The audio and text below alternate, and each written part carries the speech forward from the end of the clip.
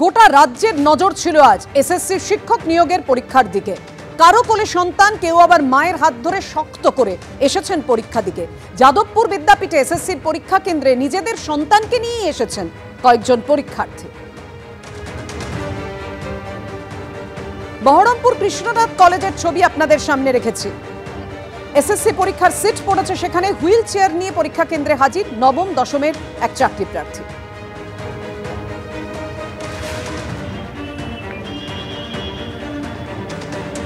Wheel chair করে পরীক্ষা কেন্দ্রে এসেছেন নবম দশমের এক চাকরি প্রার্থী। কালো পোশাকে পরীক্ষায় চাকরিহারা শিক্ষকদের একাংশ।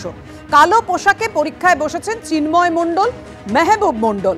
আপনাদের জানিয়ে রাখি, তারা কালো পোশাকে পরীক্ষায় বসেছেন। চাকরিহারা শিক্ষকদের একাংশ, তারা কেউ বলছেন আমার র্যাঙ্ক 1 এসছিল, তারপরেও পরীক্ষায় বসেছি। চোখের জল নিয়ে এইভাবেই তারা প্রশ্ন তুলছেন যে আর কি হবে।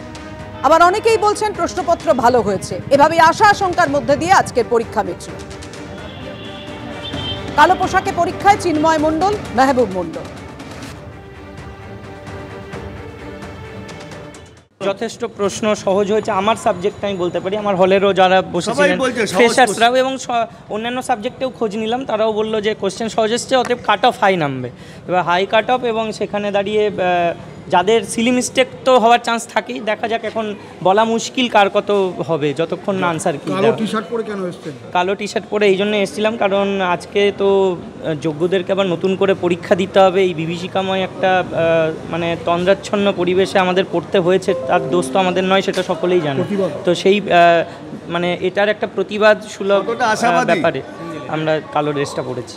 আমরা তো জানি আজ থেকে নিয়োগ টিয়োগ হয়ে গেলে আবার 2 বছর পরে 3 বছর পরে কি বেরোবে তা তো এখন বলা সম্ভব নয়।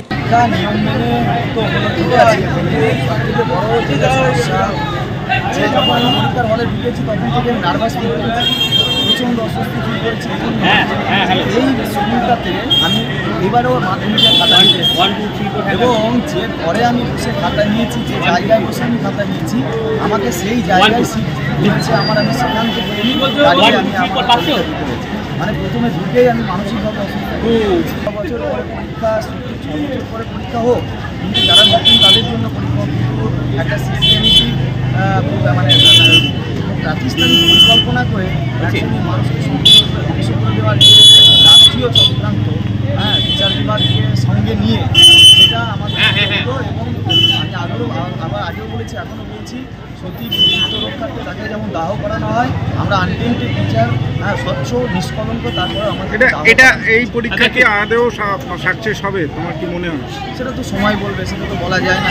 অর্থাৎ সকলের একটাই দাবি, স্বচ্ছ এবং নিষ্কলঙ্ক হোক এই পরীক্ষা, যাতে যোগ্যরা মেধার ভিত্তিতে সুযোগ পান, সসম্মানের সঙ্গে শিক্ষক শিক্ষিকা হতে পারেন। যেভাবে চাকরি চলে গিয়েছে, প্রাতিষ্ঠানিক দুর্নীতির কারণে শিক্ষক শিক্ষিকারা যাদেরকে আবার পরীক্ষায় বসতে হয়েছে, তারা এই কথাই বলছেন। রাজ্য জুড়ে 636 কেন্দ্রে নির্বিঘ্নে পরীক্ষা মিটেছে। নবম দশমে শিক্ষক নিয়োগের পরীক্ষা ছিল আজ। একাদশ দ্বাদশে নিয়োগের জন্য পরীক্ষা 14ই সেপ্টেম্বর।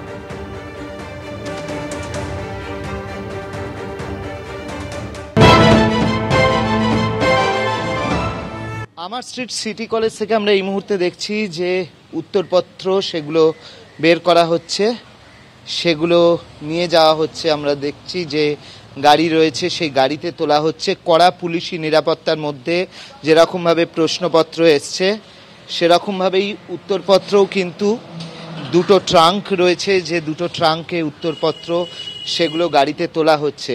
এই মুহূর্তে সিটি কলেজ থেকে আমরা দেখতে পাচ্ছি যে পুলিশ রয়েছে এখানে, একদম পুলিশ দাঁড়িয়ে রয়েছে। এছাড়া পর্ষদের যারা পর্যবেক্ষক রয়েছেন তারা এখানে রয়েছেন, তাদের উপস্থিতিতেই এই উত্তরপত্রগুলো আমরা দেখছি যে নিয়ে যাওয়া হচ্ছে। সেগুলো কিন্তু এখান থেকে নিয়ে যাওয়া হচ্ছে পরপর 3টি ট্রাঙ্ক সেগুলো নিয়ে যাওয়া হচ্ছে। যেমনটা জানা যাচ্ছে যে তোমার এগুলোকে আপাতত থানায় রাখা হবে এবং তার পরবর্তী সময় সেগুলো পর্ষদ যেখানে নির্দেশ করবে সেখানে নির্দিষ্ট জায়গায় পাঠানো হবে। ক্যামেরায় অতনু কুণ্ডুর সঙ্গে অর্ণব মুখোপাধ্যায়, এবিপি আনন্দ, কলকাতা।